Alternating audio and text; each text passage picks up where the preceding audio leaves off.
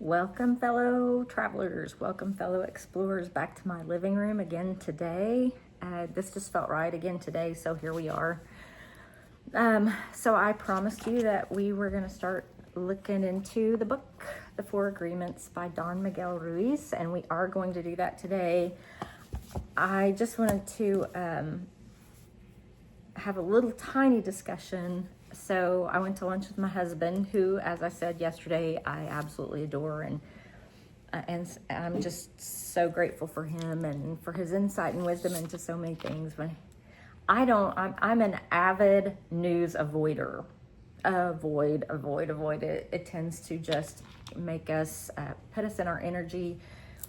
I know that there are ways to research truth or validity in the news, but it takes a lot of time and energy, and if there's not something I can do about it, I tend to avoid it, and so I tend to avidly avoid the news. But he brought up something over lunch about the mayoral race in New York City that touched me as a woman, as a lover of women, as a strong proponent of women, and I started to look for it after I got home from lunch with him, and I was unable to find what he saw about the perspective of some of the things going on there and how the women are reacting. But if you are in any way connected to that, I just so encourage you to remember that your own perspective is not the only perspective, and so try to step outside of yourself.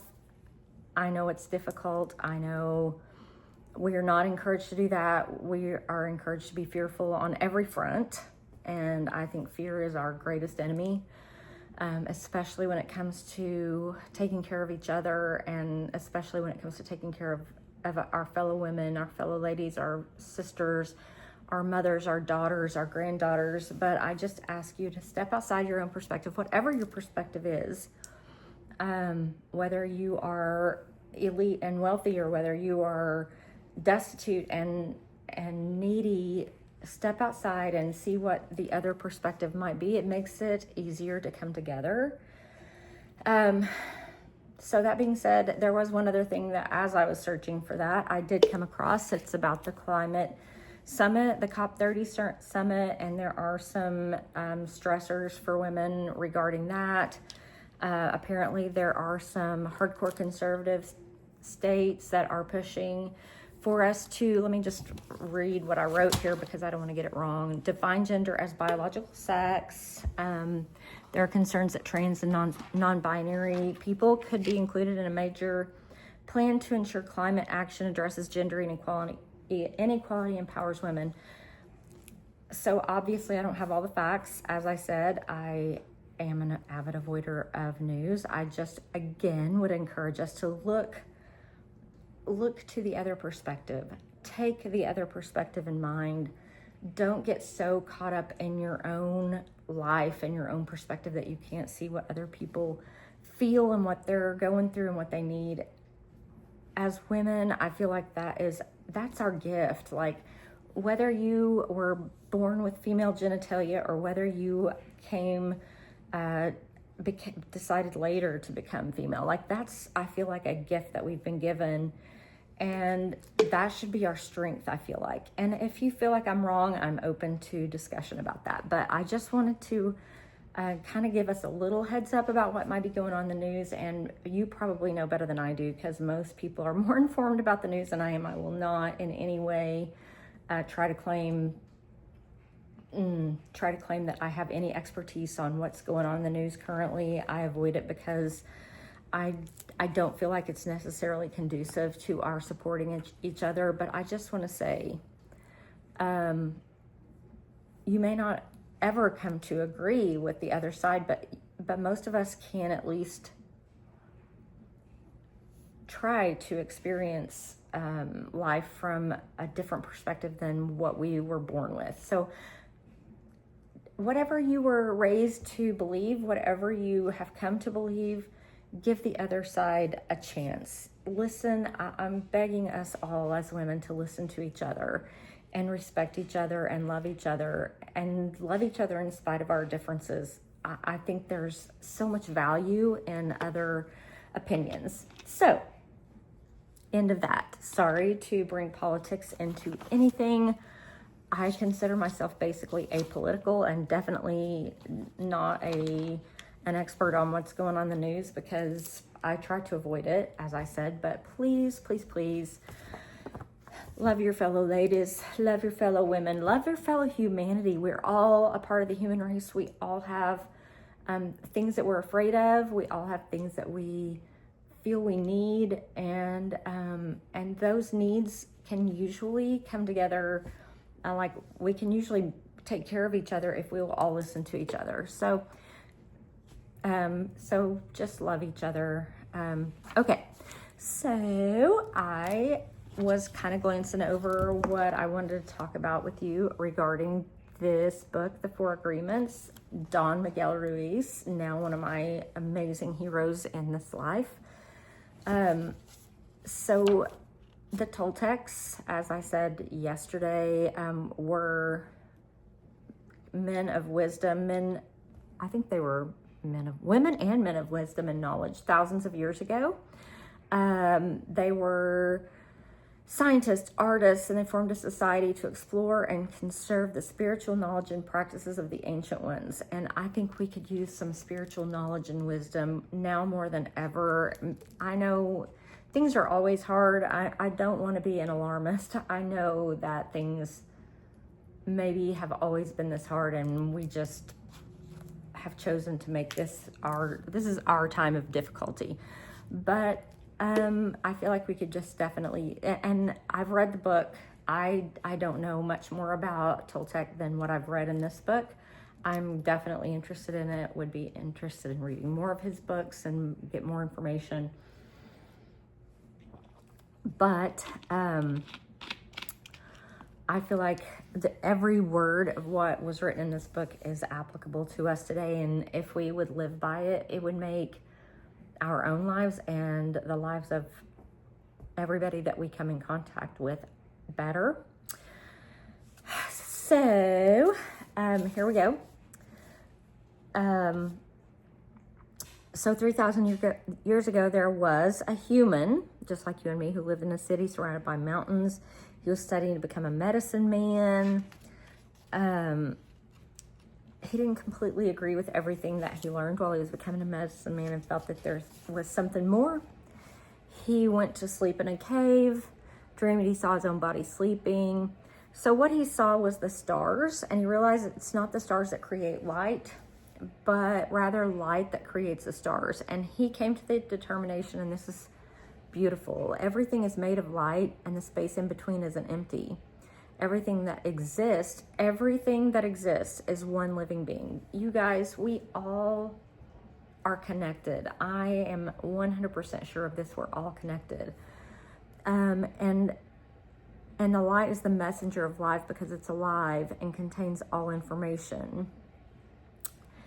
And although he didn't see himself as made of stars, he was not the stars. He was what he considered in between the stars. He considered the stars the tonal and himself the nagual. And that was what created the harmony and space between the two. And that is life or intent. Without life, the tonal and nagual couldn't exist. Life is the force of the absolute, the supreme, the creator who it creates everything. Everything in existence is a manifestation of the one living being we call God. So everything is God. You're God. I'm God. Your enemy, the one you hate the most in the world, is God. And your best friend that you love more than anything, also God. And your animal that he lives in your home with you is God. And the plants that are outside are God. They're all God. Everything is God. Every living thing is God. And human perception is light, perceiving light. We, I think, could benefit from the understanding that we should be able to see ourselves in every human, in every animal, in every tree, in the water, in the rain, in the clouds, and in the earth. Life is mixed with tonal and nagual in different ways to create billions of manifestations of life. You guys, if we can't see ourselves in the other around us. So I think I forgot to tell you yesterday, I am not a psychologist.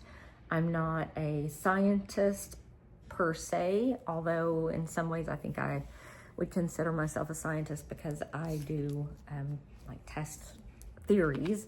But I have a bachelor's degree in psychology. I worked toward master's in counseling and decided that wasn't for me. But I am in no way a medical expert. I'm in no way a therapist, but I just am curious, and I just am interested in I'm interested in life, and I'm interested in how we can progress together as not only a society, but as a humanity, as a world together. I feel like we're tearing each other apart. Ladies, I feel like we in particular tend to tear each other apart. What has allowed men to take over the world, I think, is the fact that we refuse to stick together, and we don't have to agree with each other. I'm not asking anyone to agree with me, and I don't think we need to agree with each other in order to work together and understand that as women, as people with an abundance of estrogen, as people with who live more in our hearts probably than in our minds, although I will admit that there have been times that I insisted on living in my mind and refused to live in my emotions. But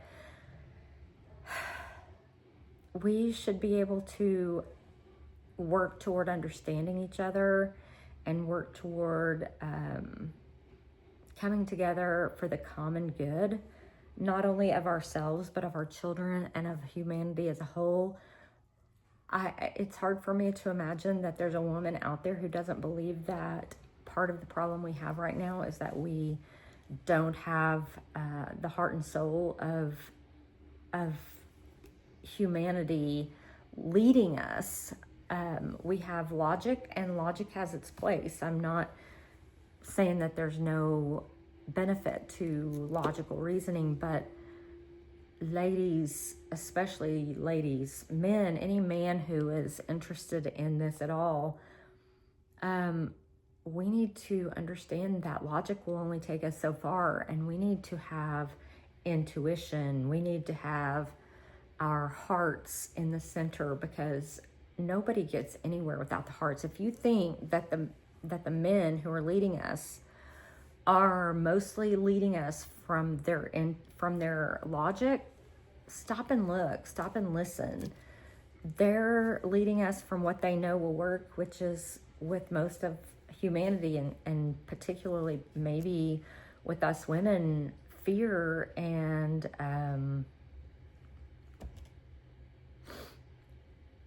resource guarding has caused us to allow men to push us into places, not only men, but men and people leading from logic, to push us into places that we know, surely we know. I believe we're intuitive beings, and we surely know that we are not headed in a happy and good place. We're not headed in a healthy place. So I'm just asking us to balance. So I'm a strong believer in the fact that that there's some good to be had in all religions and all cultures. And one of the things that I appreciate so much about Asian culture is the yin and the yang. So there's the light and the darkness. There's the male and the female. They're like the opposites can come together and work together better. So take into consideration the opposite of whatever you're hearing. Think about, don't swallow everything whole, and don't hold so tightly to your own opinion and your own belief system, because sometimes there's something really, like, not that anyone's belief system is wrong or negative, but there's good to be had from all belief systems, and we need to take into consideration everybody else as well, besides just ourselves. So we talked about light perceiving light, and the next thing that Mr. Ruiz discussed is the fact that matter is a mirror. Everything is a mirror that reflects light and creates images of that light. The world of illusion is called in Toltec the dream. So the dream of humanity, oh, you guys, the dream of humanity is society, and what society has decided is important for us, and what society wants to convince us is true, what divides us. And looking at people is like seeing ourselves in a mirror, but we don't recognize each other because of the smoke in between us. So there's the mirror where we should be able to see each other, but the smoke, there's smoke, and the smoke is the dream of humanity. The dream of humanity is societal domination. Maybe that's too hard a word. Societal belief systems that feed into what society already is and what their priorities are. And I welcome you to believe whatever you want to believe about how society is currently. Again, in no way am I being political. I think this is, I'm an American. I love America. I'm grateful to live here, but honestly, I think both political parties tend to try to dominate and try to make us afraid to believe in anything that the other party says or believes. I'm not trying to advocate for either side. I think they both have the same priorities, and they're both we need probably both, but we also need to understand that they have their own agenda, and their agenda isn't necessarily always for our best good. And so just remember that is the dream of I just lost it. The dream of humans. So depending on how I love humans. I think we are meant to be human. We were made to be human. We were put in this form to learn so many lessons. But there's something higher than humans. So the dream of the humans wants us to be a way, and there's a reason they want us to be that way. I don't know. I think I forgot to also tell you yesterday that I'm an Aquarius, so I'm a bit of a rebel just based on that, and I'm a bit of a free thinker and free spirit, and so I tend to want to look outside the box. So if you want to stay in your box, I'm probably not your gal. But if you have any desire, if you think there's anything to be said for questioning the box, for maybe at least poking your head outside of the box. Hey, Stevie girl, come here, sister. Y'all, I was trying to get some things taken care of this morning and started a load of laundry. I put a load of laundry into the dryer and I heard it thump. I didn't think a thing of it. And I thought, wow, I wonder what I put in the dryer that's hard like that, and walked on. And then later I heard a yowling. It was so pitiful, and I knew it was my cat. And so I started calling for her. She locks her, she goes into closets. She likes small spaces, and she goes into closets. And so I was opening all the closet doors. I'm calling, Stevie, Stevie, Stevie. And guys, I started the dryer with my baby in it. And so, but she's fine. Here she is. She's laying here to attest to the fact that cats are resilient. My baby girl. I'm sorry, Stevie. So anyway, that was my morning trauma. I've gotten over it mostly. Thank God she's fine. Thank God. She was in there 2 minutes screaming at me the whole time. But anyway, sorry for the sidebar. Come here. Come on, baby. So, come on, little baby girl. Next on the agenda, God is life, and life is in action. So, life will always be moving for us, guys.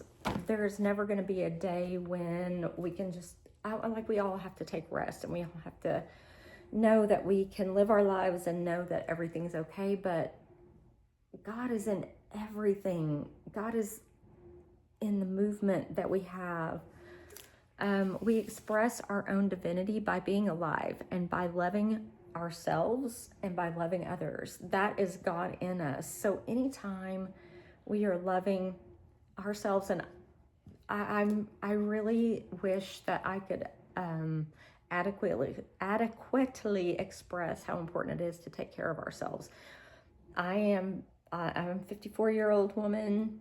I'm menopausal. I think maybe I said yesterday that I had surgery in August for my rotator cuff. I guess I ripped it right off the bone. I have no idea how. The doctor said it could be just age, and I said, well, I must have injured myself somehow, because I didn't want to think that it could have been my age, but maybe it was my age. Either way, I have learned that it's time to take care of myself. I've made that my priority. I'm going to work out every day. I'm eating for health as opposed to eating for all the other reasons that we women tend to eat or not eat. I wish so much that I could have shared on my platform the podcast that I listen to. I love Diary of a CEO. Stephen, his name is going to escape me, but Diary of a CEO, look it up. 2 weeks ago, he had basically a summit of four of my favorite women doctors and experts on female issues, reproduction, menopause, just how we function in life as a whole. And I would love to share it, but I couldn't figure out how. If there's a way to share something from YouTube channel to YouTube channel, I'm not trying to take credit for it in any way. Stephen's awesome, and every woman on his panel was awesome.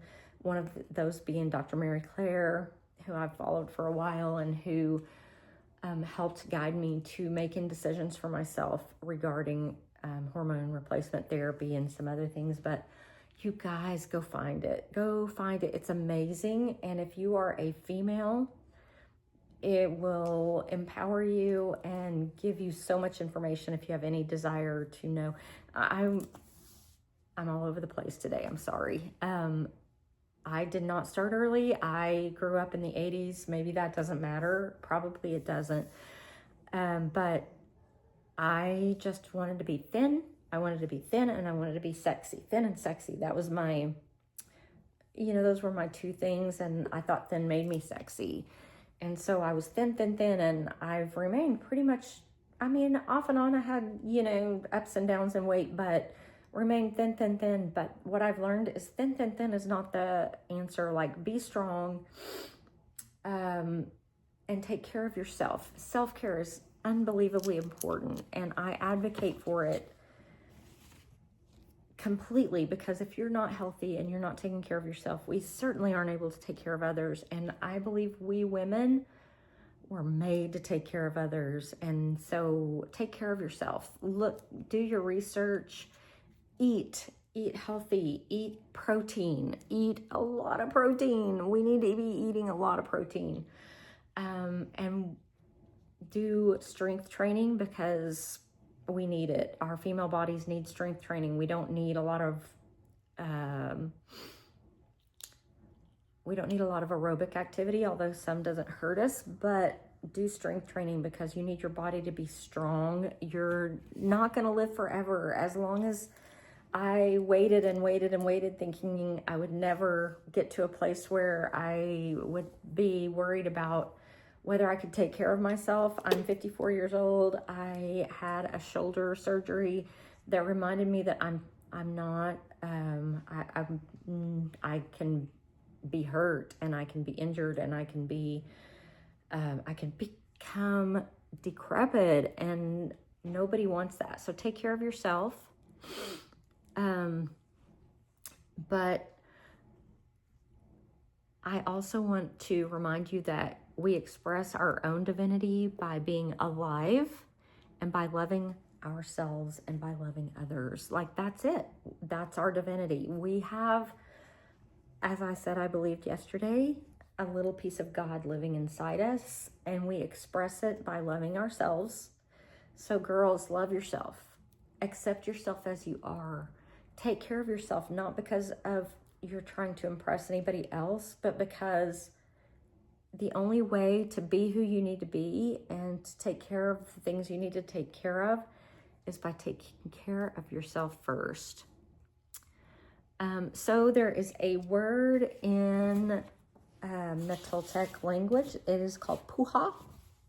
It is taking idols that represent God in many different forms and bathing them, feeding them, and giving them love. It's the way to say, I love you, God. So we can do that with our children. We can do it with our pets. We can do it with our homes. We can do it with our neighbors. Whatever you're loving and taking care of that represents God to you is your puha. Okay, and here is the downside of the whole system.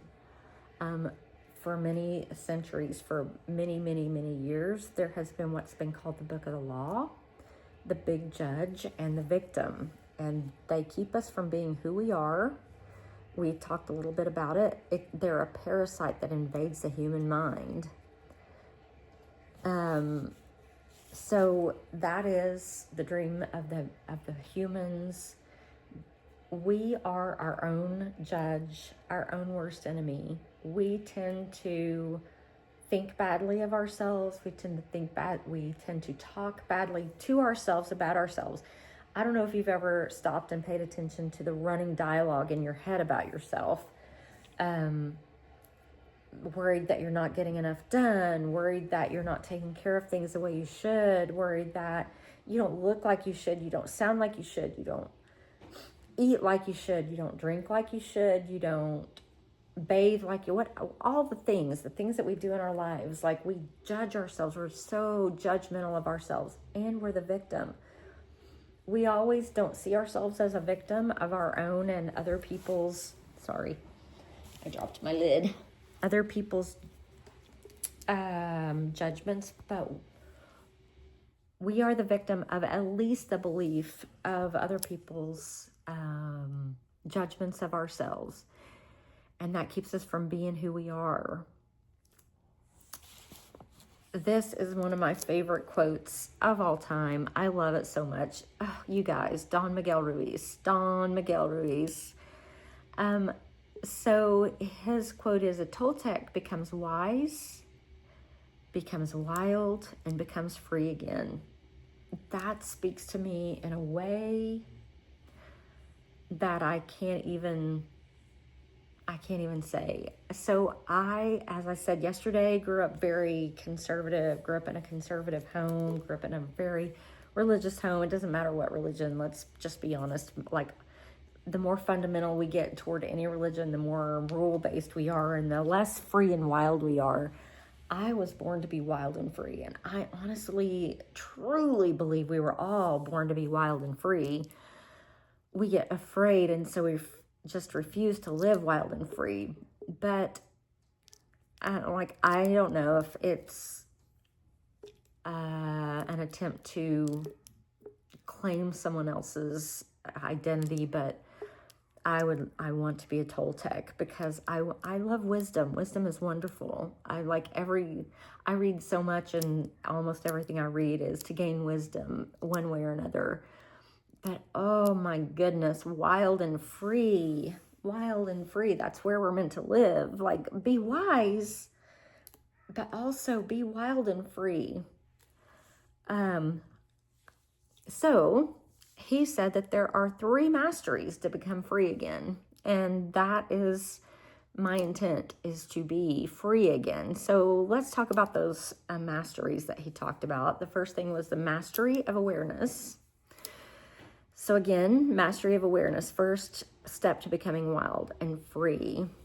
So the mastery of awareness is just paying attention, looking at ourselves.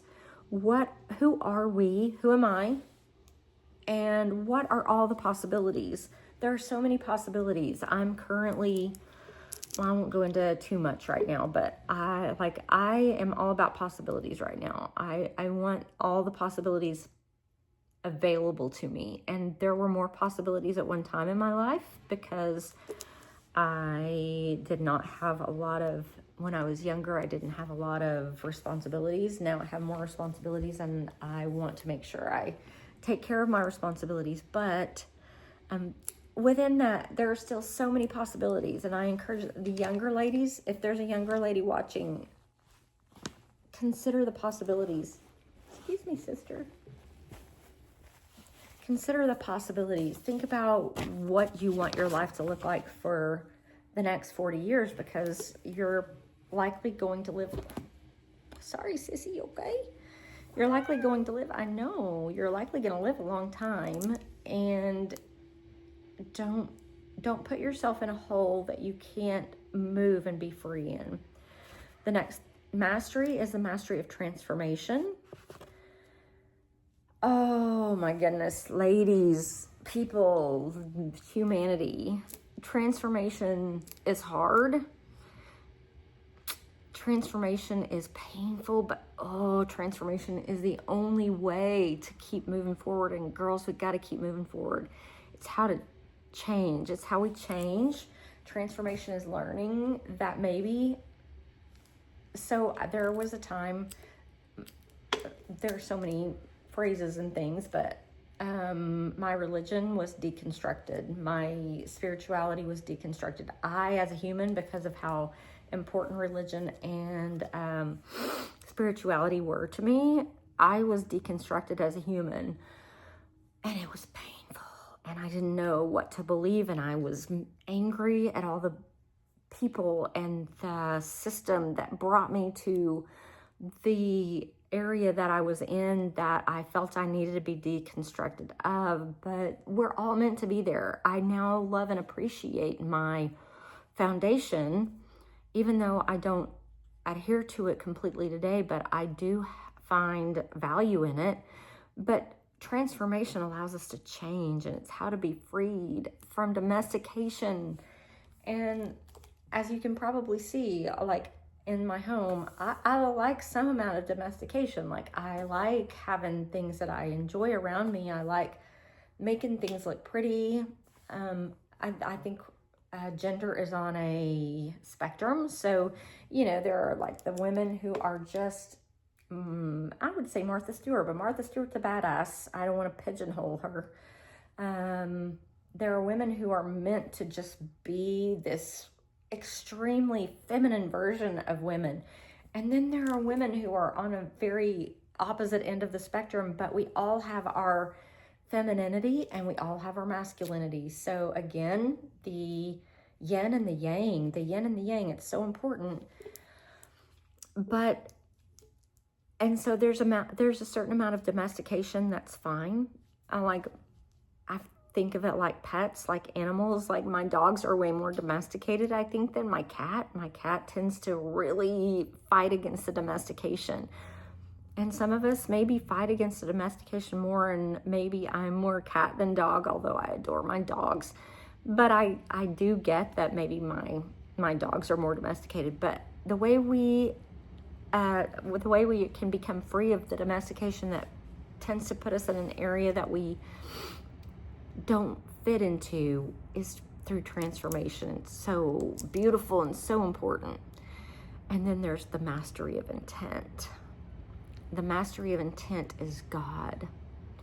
The mastery of intent is life itself. It's unconditional love.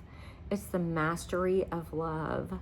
So again, there is the mastery of awareness, there's the mastery of transformation, and then there's the mastery of intent. And y'all will never, maybe ever, get to a space where our intent is perfect. Like, I know it's hard. I know sometimes we get in a space where we see someone and it's so easy to judge. It's so easy to either judge because we think someone's judging us, or it's easy to judge because we think that we have outgrown where someone is. But true becoming the essence of God is to know that God lives in you, that you are life itself, you are unconditional love, and you are mastery of love. let's see if there's anything else in this section that I wanted to talk about, because honestly, I know I've gone on a long time. I think that's probably the end of where I wanted to discuss today, and we're quite a ways into it. Tomorrow, I'm gonna share with you a few quotes. Tomorrow, our chapter is going to be about domestication and the dream of the planet. It's going to go into it more detailed. But today I have this beautiful quote for you. It's not mine, but it's from one of my favorite musical artists of all time. You guys, I love art. We went to lunch today at this cool little place here. We live in a small town in a state that tends to not necessarily represent all of my belief systems, and that's okay. And the small town certainly doesn't always represent all my belief systems, because I'm so open-minded, and I get that not everybody can or wants to be in that space, and that's okay too. But there's one cool little restaurant here that I love so much for the reason that they hire these people that are just so cool, and our bartender / waiter today just recently opened an art studio in this tiny little town downtown, and I intend to support him with all my heart. I wish I was wealthy, very rarely, but sometimes art makes me wish I was wealthy / supporting people who love art makes me wish I was wealthy. John Lennon is, everybody knows who John Lennon is. The Beatles, and he's arguably the heart of the Beatles. And this quote is a John Lennon quote, and it says, living is easy with eyes closed, misunderstanding all you see. Guys, it's so easy to just walk through life blindfolded and pretend that everything is the way we see it, and that everybody that doesn't see it our way is wrong. What's really hard is to step outside of what we've been taught, outside of our narrow-mindedness, outside of what makes us comfortable, because comfort is pretty nice, huh? It's hard to step outside our comfort zones, but that's where life is. So if I could encourage you to do one thing today, one tiny little thing that's really hard, it's small but hard. Step outside yourself at least one time in the next 24 hours. Step outside yourself and try to open your eyes and try to see life in a way that challenges your belief system, the system that has been taught to you by either your culture or by your parents or by your religion, whatever it is that has most informed, and probably a combination of those things, because our parents and our religions are also informed by our religions and vice versa. But step outside your comfort zone, get outside your box, climb out of your box just a little bit, just stick your head out and look around and see one thing in a new way. That's my biggest encouragement for you today. Step outside of your box one time. If I had one other encouragement, and I'm gonna get out and do this next, it would be go outside. I don't know what the weather's like where you are. It was supposed to be very cloudy right now here. It's really, really sunny and beautiful outside. It's November, and it's like 75 degrees here. And wow, yeah, I live in a state where that you just never know, but it's a gift. So this weather is a gift, and gosh, y'all, the sunshine can do so much for our physical health, our mental health, our emotional health. It can change so much. So get out and spend 10 minutes in the weather, whatever your weather is, if it's not dangerous, If you have sunshine, all the better. Go spend 10 minutes walking. You don't have to run. You don't have to get a lot of exercise. But just, even if you just go sit out in the sunshine. So step outside your perspective for 1 minute and know that humanity will still exist. And I think one of the keys to maturity is to be able to look at someone else's opinion and not feel the need to have to believe their opinion. And I'm not asking you to believe what someone else believes. I'm just asking you to think about it. And I'm asking you to get outside in the sunshine. And that is just purely for you. That is because it just takes care of, the sun takes care of us in a way that nothing else will. Y'all, thank you for your patience again. I'm still new, but I love every single one of you. You are all welcome here. You're so welcome here. And I hope to see you again next time, where we talk about in more detail the domestication and dream of the planet. And that being said, spirit be with us, and good day to all of you. I love you.